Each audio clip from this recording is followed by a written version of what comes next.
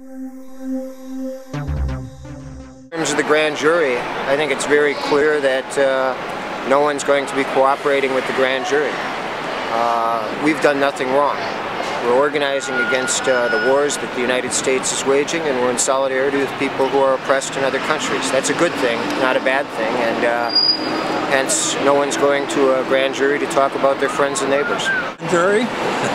I do not intend to go to the grand jury. Let's turn it off for now, okay? Yeah, I don't intend to testify before the grand jury. I'm sorry. I've already notified the prosecutor of my intention to plead the Fifth, and so I won't be appearing in Chicago anytime soon. Honor the subpoena. No, I plead the Fifth. So they say are sending material support when we don't have any material support in our own household. Lastly, I am unwilling to justify what I see and what we see and what is an unjust law. The material support for terrorism law is an outrageous abuse of our civil liberties. The federal government has used the war on terror as a justification for giving themselves more and more powers at our expense. People in this country should have the right to speak openly about their concerns about U.S. foreign policy without having their homes invaded, their phones tapped, their emails read, and without prosecution, without the fear of not being able to be with their 1.5-year-old every day. And there's some... Should move them up. Hi, Bill.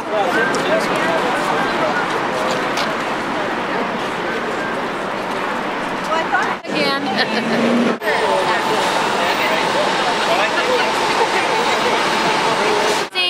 The invasion on free speech. Where are you from? I don't need your name, but are you a student or where are you? Yeah, I'm a student. I go to the U. I'm part of SDS, so on campus. We're here to support and stand in solidarity with University of Minnesota SDS member Tracy Mulm.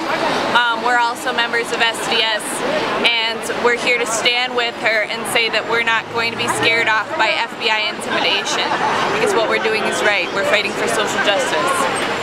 I'm supposed to be in econ, not washing clothes, so no. Solidarity is not a crime. Now I would like to introduce a second heroic sister who has been a long time. I am proud of my years of dedication to the causes of peace and justice. I am proud of the anti-war movement. I am proud of the anti-war committee, and I am proud of our solidarity with oppressed people in Palestine, Colombia, and around the world. And that pride is why I refuse to testify in secret, not knowing who is the target of this investigation. Maybe it's me, or maybe it's you. Regardless, nothing that I have done is wrong. Nothing that I have done should make it so that me and my family are treated like criminals. My daughter and I were talking yesterday about what it was like to have half a dozen federal agents in our house for 4 hours, going through all of our possessions and taking them from our home. It was like we were the criminals. But I have been to Iraq. I have been to Colombia. I have seen the real crimes committed against humanity. Crimes committed in my name and your name. Crimes committed and paid for with our tax dollars. I absolutely have a right, but also a responsibility to join the anti-war movement, to speak out for peace and justice. The fact is, there's no charges against anybody. If there were, we'd be in a regular court instead of this grand jury process.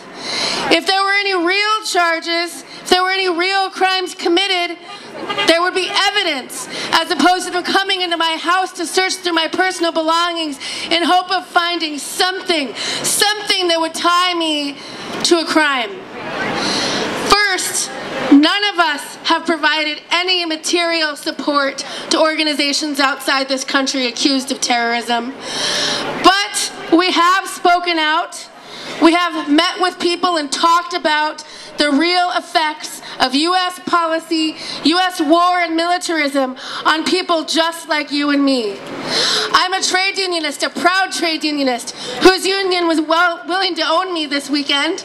You're going to hear later from AFSCME Council 5. In Colombia, being a union leader places you at risk for assassination or imprisonment. It's a crime. That's not democracy. Colombia doesn't have democracy. And every day, especially on days like September 24th, I see that our democracy is sorely lacking too. Hi, like they said, my name is Carrie Feldman. I'm part of the radical community here in the Twin Cities. And last fall, I was subpoenaed to a federal grand jury in Davenport, Iowa, that was investigating animal liberation activities claimed by the ALF. And, you know, when I originally got that subpoena, they didn't tell me what it was about or what they were investigating, but knowing this history of grand jury abuse, I knew that it was targeting me as a member of these radical movements, and I knew then that I wasn't going to cooperate with the grand jury. And so what I did is I went down to Iowa, went into the grand jury room, and I refused to testify. I read a statement in front of the prosecutor there, and I'm not going to read the whole thing, but I'll read you the end of it because I think it's relevant here. Today my voice may waver as I stand alone in this room, but I know I speak with the voice of every one of my friends, comrades, and loved ones when I say this. We will not be silent, we will not be intimidated, and we will not cooperate. I have nothing more to say to you. Well, the prosecutor didn't like that very much, and I ended up spending 4 months in jail for refusing to testify. All right, good to see everybody here. This is from Lori Soroya, who couldn't be here. She just had a baby 2 weeks ago, but that didn't keep her from writing a statement on our behalf. They really want to do whatever they can. And, well, let me put my glasses on. All right, so this is from Karen from Lori Soraya. Once they called anti-war activists communists, today they call them terrorists and terrorist supporters. The name has changed, but the story is still the same. These people have not been targeted because of what they've done, but what they've said and what they believe. And what they said and what they believe is that we should live in a world of peace and that Americans should not support senseless wars and crimes against humanity. These searches and raids are an affront to all of us. They don't just raid the homes of a few people. The government is sending us all a message. If you stand up against its policies, you will be targeted. But we must remind the government that its job is not to limit the things we say, but to protect our fundamental right to say them.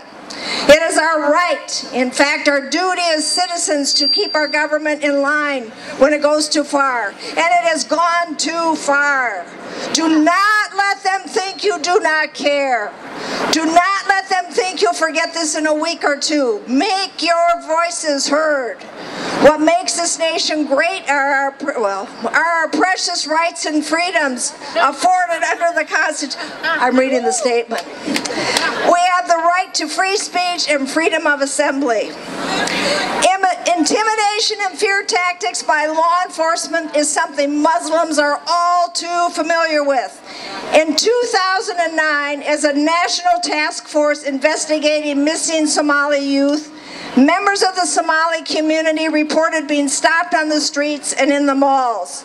Somali businesses were raided.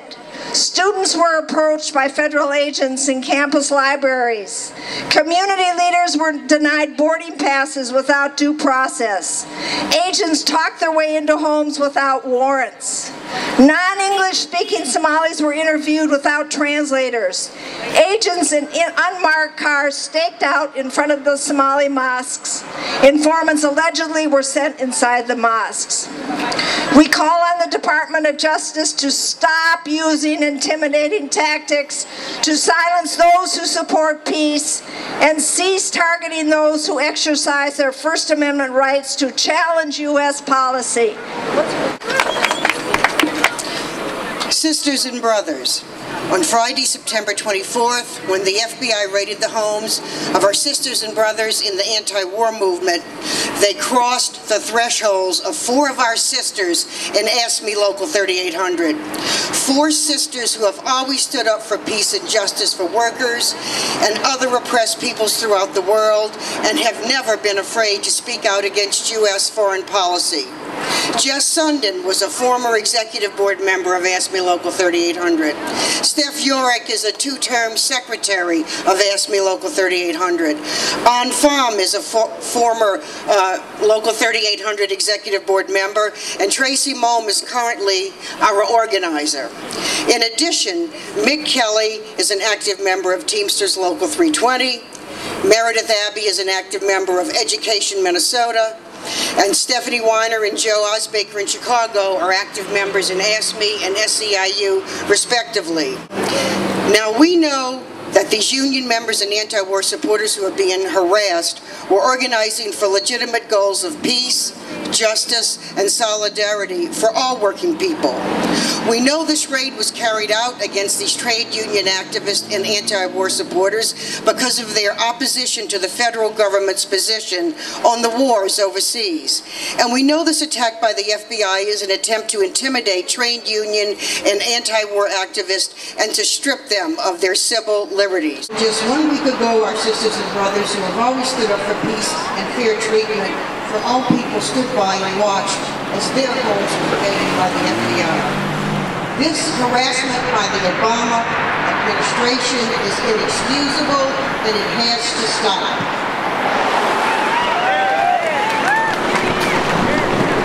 Okay, I'd love to thank the organizers of today's event. You've given us the opportunity to be in solidarity with peacemakers who are being persecuted for their work to end war.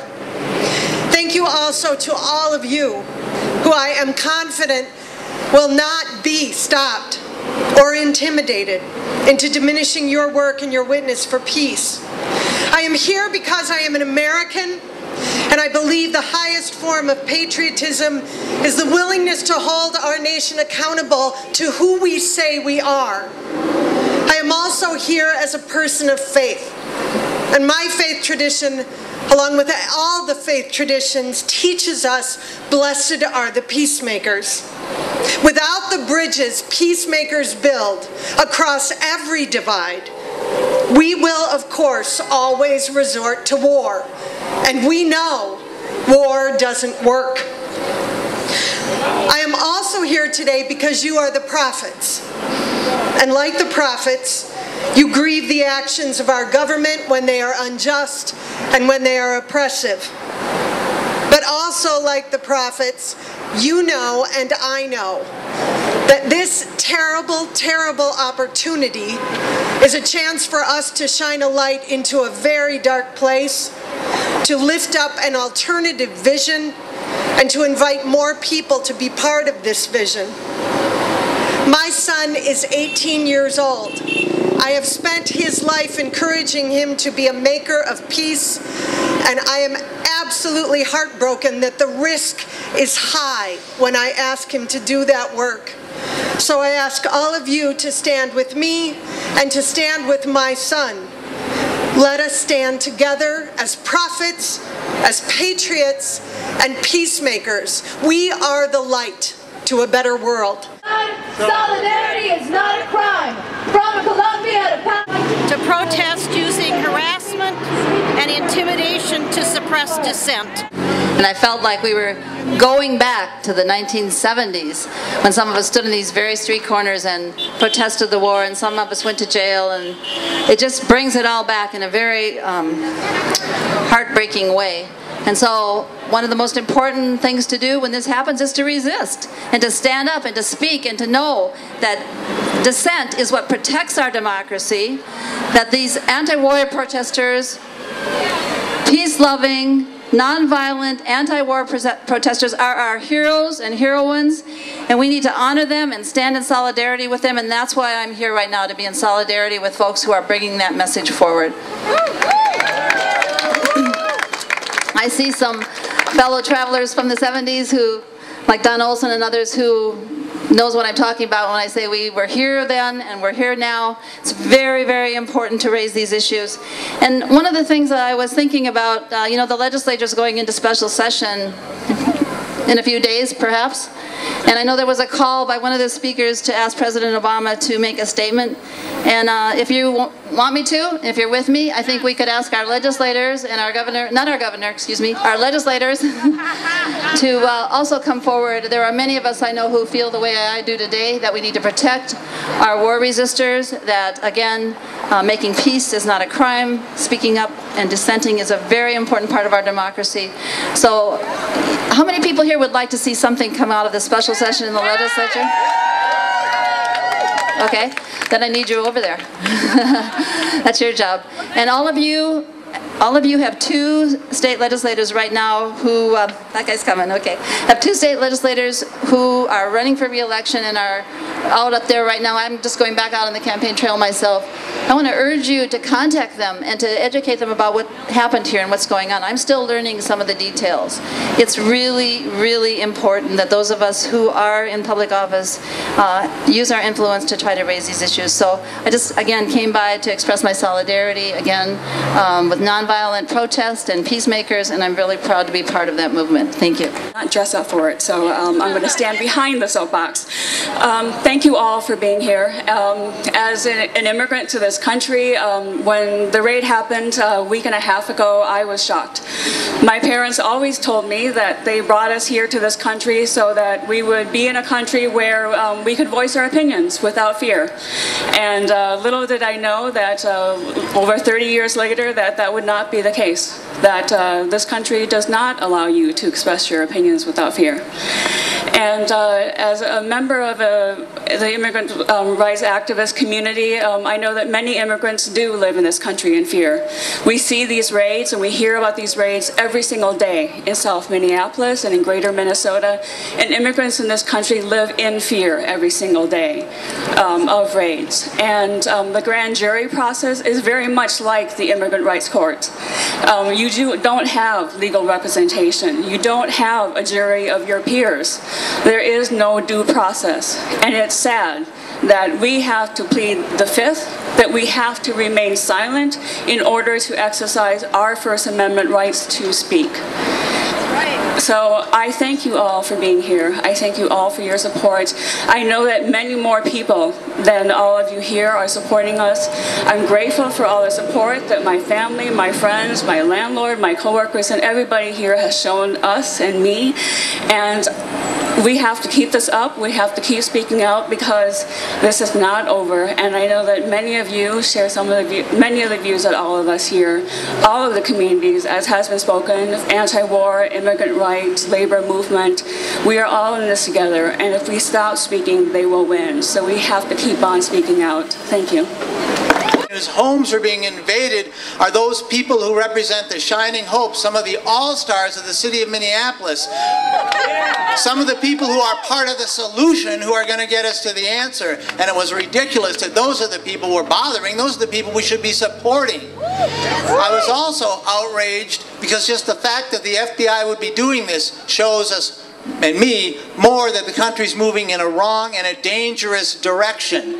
This is something that's been going on for a while, I think, where all of a sudden we seem more and more willing to give away our rights and give away our liberties in the name of security or out of fear, and it's something that I think that we have to stop. So when we hear about this happening and when it's happening, it's important that we all come together and stand together, and I thank all of you for coming here today and being here.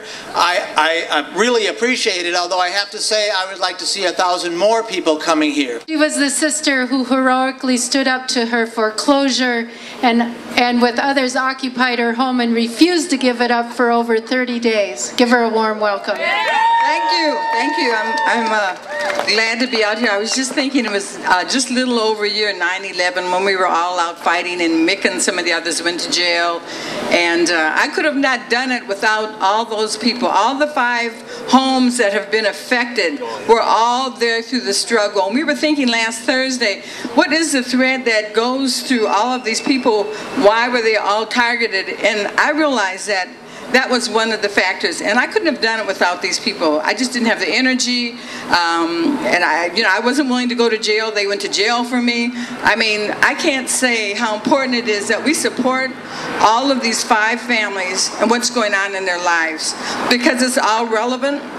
It's not just about freedom of speech. It's about the housing crisis in this country, and all you politicians that are here need to step up to the plate even harder on that. We have so many homeless people in this country. It's about the job situation. It's about your educational system. All the schools in the inner city have been closed, almost North and South Minneapolis. North High is about to be chopped up right now. So all this is related. It's about people having rights, people in the community, in the country. And all over the world, you know, all the genetically engineered stuff is being pushed on poor countries so they won't be able to farm and reproduce their own food, so they're going to be dealing with starvation. Population control is what all that's about. So all of this is related, though. It's just not about these 5 families today that have been attacked. And they would tell you that first and foremost, too. So let's lift up our children. Let's lift up our communities who are struggling to keep their housing. All those folks that want to step out and be political. There are people that said that they didn't want to come here today. There are people concerned about me coming here today and speaking. But you know what? This is like to my grave. I can't stop. None of us can stop. I'm exhausted today. We keep one foot in front of the other and just stay together, support each other, and bring more people into the struggle. And you know what? This is really Custer's last stand. They know that. These financial institutions, this government, all these corrupt governments all over the world, it's their last stand. So they're doing everything they can to the people that are fighting the hardest.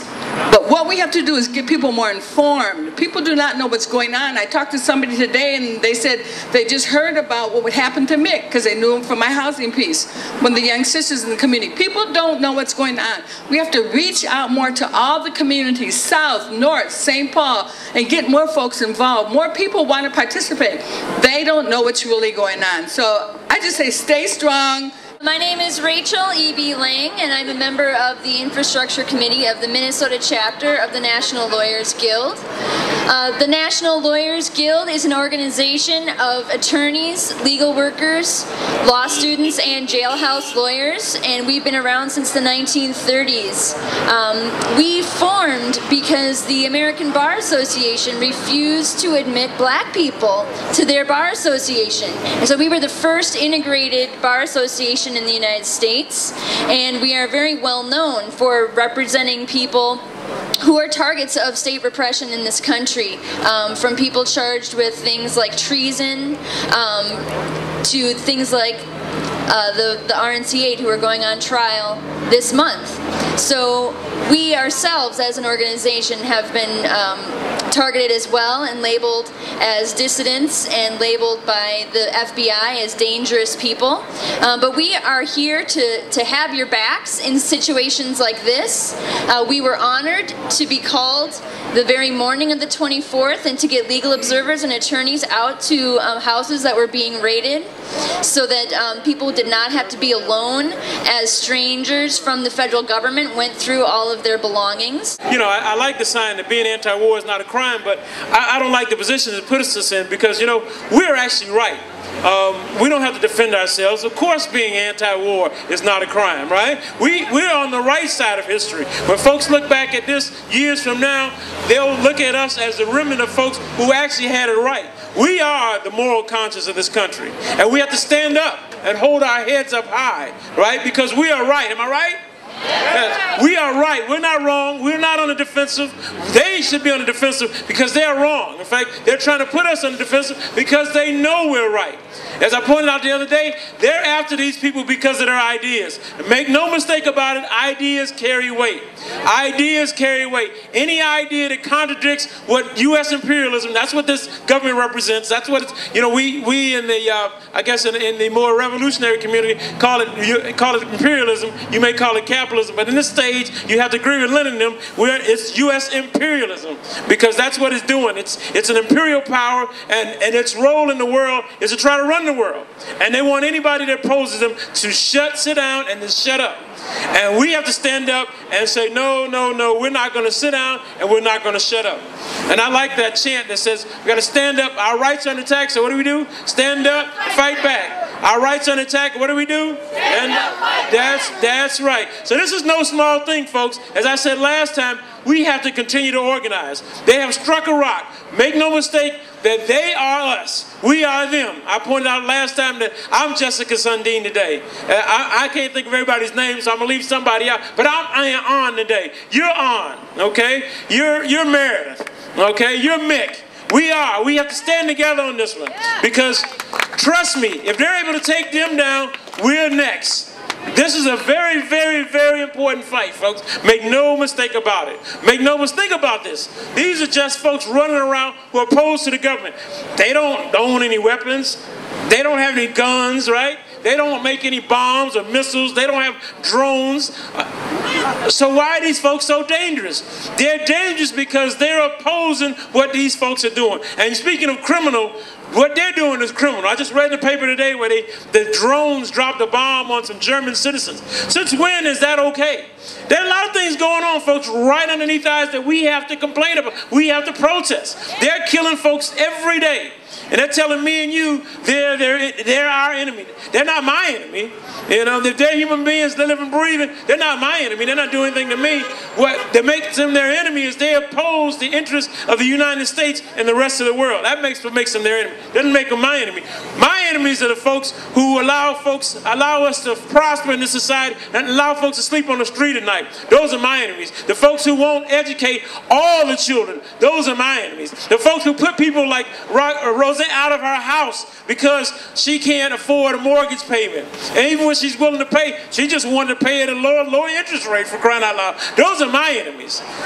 My enemies are the folks who will take money out of our mouths and out of our pocket and give it to the banksters. Those are my enemies. My enemies are the folks who drop bombs on folks because they want their oil or their property. Those are our enemies.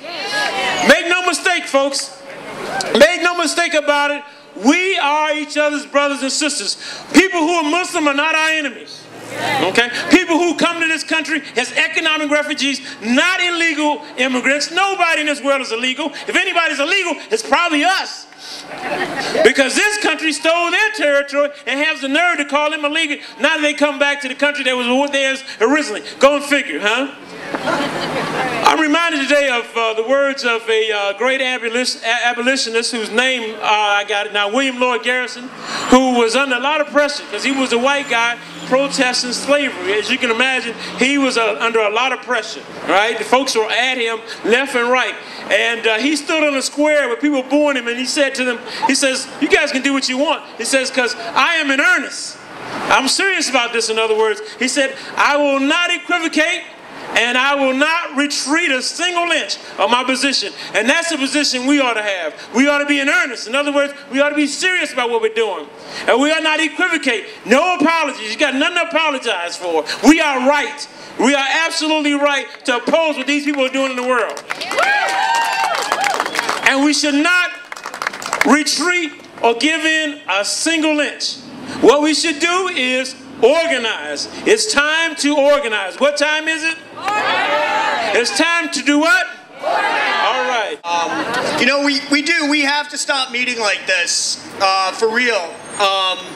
Be nice to get some good news, but we got some good news because our friends here that we're supposed to go to Chicago aren't in Chicago because they're here, and that's a great victory. In about 19 days, myself and the 3 other remaining RNC8 defendants are going to start our trial over in St. Paul, and you're all invited on the 25th of October. Let's say 8:30 a.m. We're just going to decide that. People like that, 8:30 a.m. October 25th. Come and join us over at the courthouse. And, you know, one thing that's made it really easy for us to kind of do this the last couple years is you all. And the Twin Cities, you know, this isn't the first time the grand juries have come and tried to harass people involved in movements. I've got friends in prison for being involved with environmental movements. We've got people in prison for being involved with the animal rights movements.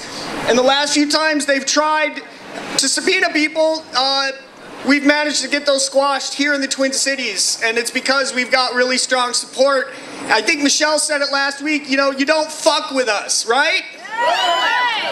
I'm an anarchist, and I know that the people that got subpoenaed aren't. But that doesn't matter to me.